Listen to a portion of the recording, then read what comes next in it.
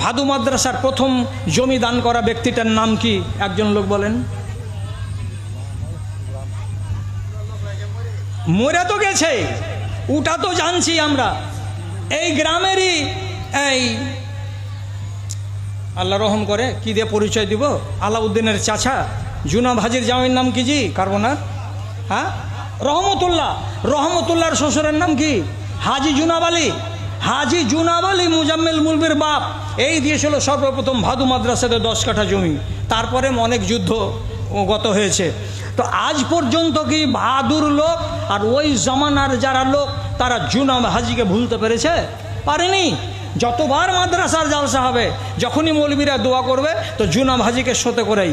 বাটনা মাদ্রাসার প্রথম দানকারী ব্যক্তি হাজি সিদ্দিক হোসেন, ওকে এলাকার লোক ভুলেনি। আপনাদের এই মসজিদকে, এই মাদ্রাসাকে দান করেছেন উসমান সাহেব, উনাকে আমি দেখেছি কি দেখেনি আমার মনে পড়ে না। তাহলে ইনার নামটা স্মরণিকা থেকে গেল, ইনাকে কি কেউ ভুলতে পারবে? এই প্রজন্মের লোক, এর পরের প্রজন্মের লোক। 100 বছর পরে যদি লোক বলতে না পারে তো সেটা আলাদা কথা।